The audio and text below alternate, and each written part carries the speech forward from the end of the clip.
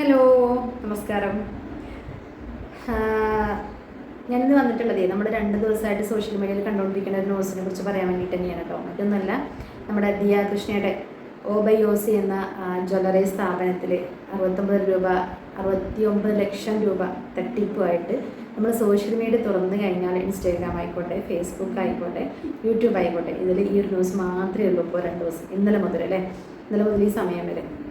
അപ്പോൾ അതുമായി ബന്ധപ്പെട്ട് ഞാൻ കുറച്ച് കാര്യങ്ങൾ പറയാൻ വേണ്ടിയിട്ടാണ് വന്നത് കേട്ടോ.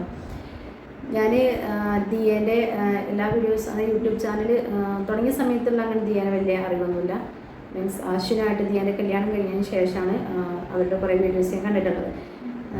ചെറിയൊരു ഇഷ്ടമുള്ള ഒരാളാണ് ഞാൻ കേട്ടോ. ദിയേനോട് ചെറിയൊരു ഇഷ്ടം കൂടുതലുള്ള ആളെന്നെയാണ് ഞാൻ. വലിയ ഫാൻ എന്നല്ലെങ്കിലും പക്ഷേ ഞാൻ എല്ലാ വീഡിയോസൊന്നും ഇതുവരെ അങ്ങനെ കണ്ടിട്ടൊന്നുമില്ല. എന്നാൽ ചില വീഡിയോസൊക്കെ അവരുടെ കണ്ടിട്ടുണ്ട്. ഒരു ജെനുവിൻ പേഴ്സൺ, ഇഷ്ടമാണ് ആൾ. അപ്പോൾ ഇന്നലെ ഇപ്പോൾ ആൾ പ്രഗ്നൻ്റൊക്കെ ആയിരിക്കുന്ന ഒരു സമയം കൂടിയാണ്. ഇപ്പോൾ ഇന്നലെ ഡെലിവറി ആവാനായിട്ടുള്ള ഒരു സമയം. അപ്പോഴാണ് ഇപ്പോൾ ഇങ്ങനെ ഒരു ന്യൂസും കാര്യങ്ങൾ. നമ്മളൊരു ബിസിനസ് നടത്തിക്കൊണ്ട് പോകുക എന്ന് പറയുമ്പോൾ ഭയങ്കര അതിൻ്റെ പിന്നിൽ ഒരുപാട് എഫേർട്ടുണ്ട്. നടത്തുന്ന ആൾക്കും എല്ലാവർക്കും അതിൻ്റെ ഒരാളുടെ മാത്രം എഫേർട്ടല്ല ഒരു ബിസിനസ്സിന് പുറകിലുണ്ടാവുക. അതുപോലെ തന്നെയാണ് നമ്മൾ വിശ്വാസം എന്നൊക്കെ പറയുന്നത്. നമ്മളൊരു സ്ഥാപനം നടത്തുക, ഒരു ബിസിനസ് സംരംഭം തുടങ്ങുക എന്ന് പറയുമ്പോൾ അതിൻ്റെ ഭാഗമായിട്ട് ചിലപ്പോൾ അതിന് സ്റ്റാഫുകളെ വെക്കേണ്ടതായിട്ട് വരും, മറ്റുള്ളവരെ നമുക്ക് ഏൽപ്പിച്ചിട്ട് പോകേണ്ടതായിട്ട് വരും, അങ്ങനെയൊക്കെ ഉണ്ടാവും. അപ്പോൾ ആളിപ്പോൾ പ്രഗ്നൻ്റ് ആയതുകൊണ്ട് തന്നെ ആയിരിക്കാം ഒരു 9 മാസത്തിൻ്റെ ഇടയ്ക്ക് സംഭവിച്ച ഒരു തട്ടിപ്പാണല്ലോ. അപ്പോൾ ആ ഒരു സമയത്ത് ചിലപ്പോൾ അതിൻ്റെതായ ഭാഗമായിട്ട് ഹെൽത്ത് ഇഷ്യൂസൊക്കെ ഉണ്ടായിട്ടുണ്ടാവും. അപ്പോൾ ചിലപ്പോൾ അതിൻ്റെ നല്ലോണമായിട്ട് ശ്രദ്ധിക്കാനും ചിലപ്പോൾ പറ്റിയിട്ടുണ്ടാവില്ല. അങ്ങനെ സംഭവിച്ചതാവും ഈ ഒരു സംഭവം, ഈ ഒരു പ്രശ്നം. അപ്പോൾ അത് മാത്രമല്ല, നമ്മുടെ വീട്ടിലാണെങ്കിലും നമ്മുടെ സ്ഥാപനത്തിലാണെങ്കിലും നമ്മൾ ആ സ്റ്റാഫുകൾ അവരോട് അത്രത്തോളം വിശ്വാസം നമുക്ക് ഉണ്ടാവും. അപ്പോൾ നമ്മളങ്ങനെ എന്താ പറയുക, അത്രത്തോളം അങ്ങനെ ആ കാര്യത്തിൽ അവരാണ്ട് വിശ്വസിച്ചിട്ടായിരിക്കും നമ്മൾ അവരെല്ലാം ഏൽപ്പിച്ചിട്ടുണ്ടാവുക. അപ്പം ഇന്നലെ ആ കുട്ടികൾ മാധ്യമങ്ങളോട് പറയുന്നത് കേട്ട് കഴിഞ്ഞാൽ 3 പേര് നിന്നിട്ട് ആ നടുവിലെ കുട്ടിയാണ് അധികം സംസാരിച്ചിട്ടുണ്ടായിരുന്നു. നല്ല ബോൾഡായിട്ടാണ് ആൾ സംസാരിക്കുന്നത്. അത് കേട്ട് കഴിഞ്ഞാൽ ആളങ്ങനെ എന്താ പറയുക, അങ്ങനെ എടുത്തതായിട്ട് പോലും നമുക്ക് തോന്നില്ല. പിന്നെ ദിയേം കൃഷ്ണകുമാർ സാറും മാധ്യമങ്ങളോട് പറയണത് കേട്ടാൽ നമുക്കറിയാൻ പറ്റും ജെനുവിനായിട്ടാണ് അവർ സംസാരിക്കുന്നത്. അവരുടെ കയ്യിൽ എല്ലാത്തിനും തെളിവും കാര്യങ്ങളും ഉണ്ട്. പിന്നെ മാത്രമല്ല, ഇവരിപ്പോൾ ഈ പെൺകുട്ടികൾ പറയണത് അതായത് അവർക്ക് നിൽക്കാൻ, അതായത് അവർ കയ്യിൽ നിന്നെല്ലാം പോയിട്ടുണ്ട്, അവർ അതെടുത്തിട്ടുണ്ട് ആ പൈസ. അത് നമ്മൾ കഴിഞ്ഞ ദിവസം ഇന്നലെ രാത്രി സിന്ധു, അതായത് ദിയയുടെ അമ്മ അവരുടെ യൂട്യൂബ് ചാനലിൽ ഇട്ടിട്ടുണ്ടായിരുന്നു ഈ 3 കുട്ടികളെയും അഹാനെയൊക്കെ ചോദ്യം ചെയ്യുന്ന വീഡിയോസ്. നമ്മുടെ 1 രൂപയാണെങ്കിൽ പോലും നമ്മളെ കയ്യിൽ നിന്ന് പോയി കഴിഞ്ഞാൽ സ്വാഭാവികമായിട്ടും നമ്മൾ അവരെ പിടിച്ച് ഉമ്മ കൊടുക്കുകയൊന്നുമില്ല. നല്ല റഷായിട്ട് നമ്മൾ സംസാരിക്കും. അത്രയും മോശമായിട്ടുള്ള വാക്കുകൾ ചിലപ്പോൾ നമ്മളെ വായിൽ നിന്ന് വരും, ചിലപ്പോൾ നല്ല വരും. നമ്മളും ആണെങ്കിൽ അങ്ങനെ തന്നെയാണ്. നമ്മൾ ആരോടെങ്കിലും വഴക്കുണ്ടാക്കുന്ന സമയത്ത് നമ്മളെ മുന്നിലൊരു ക്യാമറ ആരെങ്കിലും കൊണ്ടുവന്ന് വെച്ച് നോക്കും, നമ്മളെ യഥാർത്ഥ മുകളിൽ കാണാൻ പറ്റും.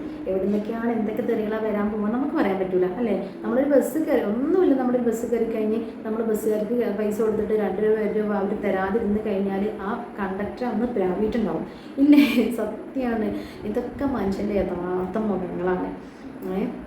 മാക്സിമം നമ്മൾ മറ്റുള്ളവരുടെ മുന്നിൽ നമ്മുടെ നല്ല വശം മാത്രമേ കാണിക്കുള്ളൂ. അവരെന്തെങ്കിലും റോങ് ആയി നമ്മളെ മുന്നിൽ പെരുമാറിയാൽ അതിൻ്റെ ഡബിൾ ഇരട്ടി നമ്മളെ ഫേസ് അവരുടെ മുന്നിൽ നമ്മൾ കാണിക്കും. അപ്പോൾ ഈ കുട്ടികൾ ദിയ കൃഷ്ണ ഇങ്ങനെ സംസാരിച്ചു, അല്ലെങ്കിൽ കൃഷ്ണകുമാർ ഇങ്ങനെ സംസാരിച്ചു എന്നും പറഞ്ഞിട്ടുള്ള വോയിസ് റെക്കോർഡ് കേൾപ്പിക്കുന്നുണ്ട്. ഇതിലും മോശമായിട്ടായിരിക്കും നമ്മളാണെങ്കിൽ പോലും നമ്മളെ കയ്യിൽ നിന്ന് 1 രൂപ പോയി കഴിഞ്ഞാൽ, അതാരെങ്കിലും എടുത്തതാണെങ്കിൽ പോയി കഴിഞ്ഞാൽ നമ്മളങ്ങനെ അവരോട് സംസാരിക്കുള്ളൂ. അത് എല്ലാ മനുഷ്യരും അങ്ങനത്തെ മനുഷ്യനാണോ ഇതൊക്കെ എന്തായാലും ഉണ്ടാവും. അപ്പോൾ ഈ കുട്ടികൾ അത് ചെയ്തിട്ടുണ്ട് തന്നെയാണ് ഈ ഒരു സമയം വരെയുള്ള അവരെ ആ ഒരു സംസാര രീതിയും അല്ലെങ്കിൽ ദിയാകൃഷ്ണയൊക്കെ പറയുന്ന എവിഡൻസും അതിൻ്റെ CCTV ദൃശ്യങ്ങളും ഒക്കെ കാണുമ്പോൾ നമുക്ക് മനസ്സിലാവും. അപ്പോൾ ഇപ്പോൾ ഈ കുട്ടികളെ മുന്നിൽ 18ാമത്തെ അടവ് എന്നൊക്കെ പറയില്ലേ, കാരണം ഇവർ ചെയ്ത തെറ്റാണ്. എല്ലാ സോഷ്യൽ മീഡിയകളിലും ഇവർ, അതായത് ഇവരുടെ എല്ലാ കള്ളത്തരങ്ങളും ഇവർ ചെയ്യുന്ന പ്രവൃത്തികളും എല്ലാം വെച്ചിട്ടുള്ളതെല്ലാം ഇതിലും വരാൻ സോഷ്യൽ മീഡിയയിൽ വന്നു തുടങ്ങി. അപ്പോൾ എന്താ പറയുക, ഒരു നിൽക്കക്കള്ളി ഇല്ലാതാവുമ്പോഴുള്ള ലാസ്റ്റ് അടവാണ് ഇവർ പറഞ്ഞ ജാതി പേര് എന്ന് പറയുന്നത്. എനിക്ക് തോന്നുന്നില്ല ദിയാകൃഷ്ണൻ അത് പറയുന്നില്ല. ദിയ തന്നെ പറയുന്നുണ്ട് അച്ഛൻ ഇന്ന അതാണ്, അമ്മ ഇതാണ്, അശ്വിൻ്റെ മതം അതാണ് എന്നുള്ള ജാതിയൊക്കെ. അപ്പോൾ ഒരിക്കലും അവരെന്തായാലും ആ ഒരു പേര് പറഞ്ഞ് ആരെ ആക്ഷേപിക്കുന്നു തോന്നുന്നില്ല. അത് മാത്രമല്ല, ഇന്നത്തെ സമൂഹത്തിൽ കുറച്ചെങ്കിലും ഒരു വിവരമുള്ളവർ ഒരാളെയും ജാതിയുടെ പേര് പറഞ്ഞിട്ടൊന്നും അധിക്ഷേപിക്കുന്നു എനിക്ക് തോന്നുന്നില്ല. അപ്പോൾ ആ കുട്ടികൾ അവർക്ക് ഒരു നിവൃത്തിയില്ലാതെ വന്നപ്പോൾ ലാസ്റ്റ് എടുത്തിട്ടുള്ള ഒരു ഐറ്റാണത്, നമ്പറാണത്. ഒന്നെങ്കിൽ ഇതാരോ അവർക്ക് പറഞ്ഞു കൊടുത്ത് പഠിപ്പിച്ചിട്ടുള്ളതാണ്. അത് നമുക്ക് ഏറ്റവും അതിന് എന്താ അവരാരോ പറഞ്ഞ് പഠിപ്പിച്ചിട്ടുള്ളതാണ് നമുക്ക് മനസ്സിലാക്കാൻ പറ്റിയ എങ്ങനെയെന്നറിയോ? ഫസ്റ്റ് ടൈം അഹാന ഇവരെ ചോദ്യം ചെയ്യുന്ന ഒരു വീഡിയോ നമ്മൾ കണ്ടിട്ടുണ്ടായിരുന്നല്ലോ എല്ലാവരും. ആ വീഡിയോയിൽ ഈ കുട്ടികൾ ഒരു കള്ളത്തരം ചെയ്ത് കഴിഞ്ഞിട്ട് നമ്മളിങ്ങനെ പിടിക്കപ്പെട്ടിട്ട് എങ്ങനെ നിൽക്കണേ അതേപോലെയാണ് ആ കുട്ടികൾ നിൽക്കണത്. അത് കഴിഞ്ഞ് പിറ്റേ ദിവസം മാധ്യമങ്ങളെ മുന്നിൽ നിന്നപ്പോൾ ഭയങ്കര ബോൾഡായിട്ട് നിൽക്കുന്നത്.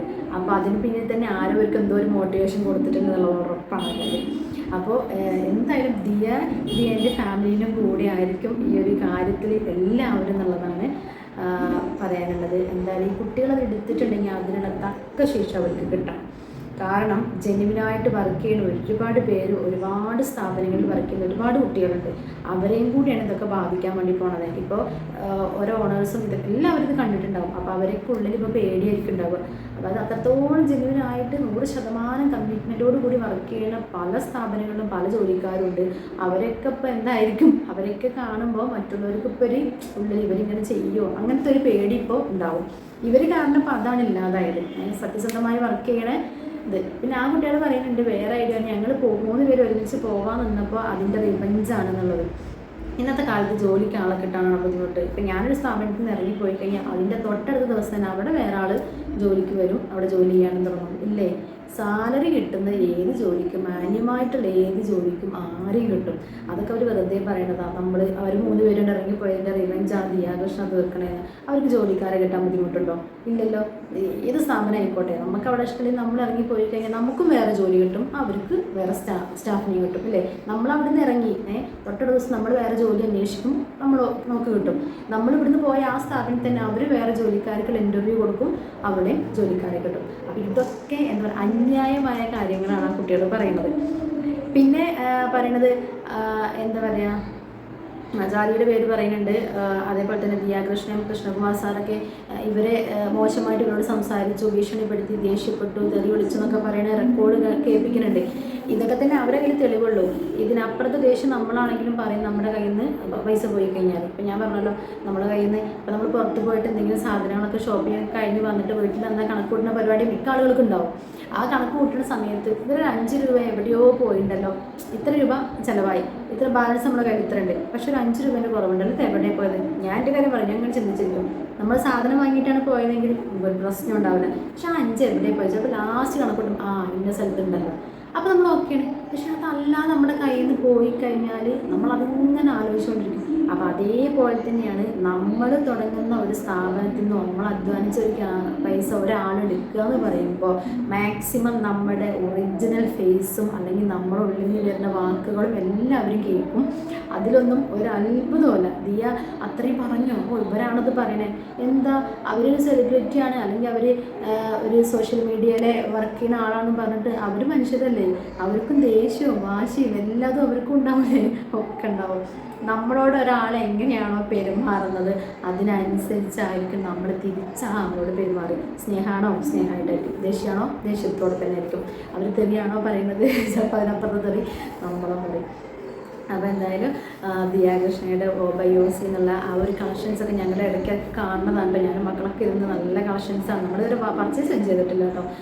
അപ്പോൾ അതൊക്കെ ഇരുന്ന് കാണുന്നതാണ്. അപ്പോൾ ആളുടെ ബിസിനസ് എന്താ പറയുക, ബിസിനസ്സിൽ ആരെങ്കിലും വെൽ പ്ലാൻ ചെയ്തിട്ടാണ് ഇതൊക്കെ ചെയ്തത്, തകർക്കാൻ വേണ്ടിയിട്ടാണ് ചെയ്തതെങ്കിൽ അവർക്കൊക്കെ അതിനുള്ള ശിക്ഷ കിട്ടണം. ആ 3 പെൺകുട്ടികൾ. പക്ഷേ ഈ ഒരു കാര്യം ഇവരും, അതായത് ദിയാകൃഷ്ണൊക്കെ മാക്സിമം അവരെ ചോദ്യം ചെയ്തത് അവർ വീഡിയോ എടുത്ത് അതായത് സൂക്ഷിച്ച് വെച്ചിട്ടുണ്ടെങ്കിലും ഇവരിത് പബ്ലിഷ് ചെയ്തിട്ടൊന്നും ഉണ്ടായിരുന്നില്ല. ഫസ്റ്റ് ഇതൊന്നും അവർ ചെയ്തിട്ടില്ല. കാരണം മാക്സിമം ഒരു പെൺകുട്ടികളാണല്ലോ എന്നൊക്കെ വിചാരിച്ചിട്ട് അങ്ങനത്തെ ഒരു ഇതൊക്കെ അവരോട് കാണിച്ചിട്ടുണ്ട്. പക്ഷേ എന്നിട്ടും ഇവരാണ് ഫസ്റ്റ് പോയി കൗണ്ടർ കേസൊക്കെ കൊടുത്തിട്ടുള്ളത് അല്ലേ? അപ്പോൾ പിന്നെ എന്ത് ചെയ്തു, അവരെന്നെ കേസൊക്കെ കൊടുത്ത സ്ഥിതിക്ക് ഇനിയിപ്പോൾ ഇത് മറച്ചു വെക്കേണ്ട ആവശ്യമില്ലല്ലോ എന്ന് വിചാരിച്ചിട്ടാണ് ഇവരും പിന്നെ എല്ലാം പബ്ലിക്കായിട്ടെല്ലാം പോസ്റ്റ് ചെയ്യാൻ തുടങ്ങിയത്. അപ്പോൾ മാക്സിമം അവർക്ക് അതിനുള്ള നീതി കിട്ടട്ടെ. പ്രത്യേകിച്ച് ആൾ ഈ ഒരു സമയം ഇരിക്കണം അല്ലെ, ഇങ്ങനെ ഇരിക്കും കൂടി ചെയ്യുന്ന ഒരു സമയത്ത് ഒരു കേസ് വന്നത് ഭയങ്കര ഒരു എന്താ പറയുക വിഷമമുള്ള ഒരു കാര്യമാണ്. അപ്പോൾ ഈ കുട്ടികളത് ചെയ്തിട്ടുണ്ടെങ്കിൽ തക്കതായ ശിക്ഷ കുട്ടികൾക്ക് കിട്ടട്ടെ. അപ്പോൾ ഈ ഒരു കേസിൻ്റെ കാര്യത്തിൽ എന്തോ ഇങ്ങനെ ഒരു ഓൺ വോയിസ് വന്ന് പറയാൻ എനിക്കും തോന്നി. അപ്പോൾ ഇത്ര തന്നെയുള്ളൂ. ബാക്കി ഇനിയിപ്പോൾ നമുക്ക് ആ കേസിൻ്റെ ബാക്കി ഭാഗങ്ങൾ ഞാൻ ഭയങ്കര എക്സൈറ്റ്മെൻറ്റിലാണ്, എന്താണ് ഇതിൻ്റെ ഫൈനൽ അതെന്നറിയാൻ വേണ്ടിയിട്ട് നിങ്ങളെപ്പോലെ. Okay, by.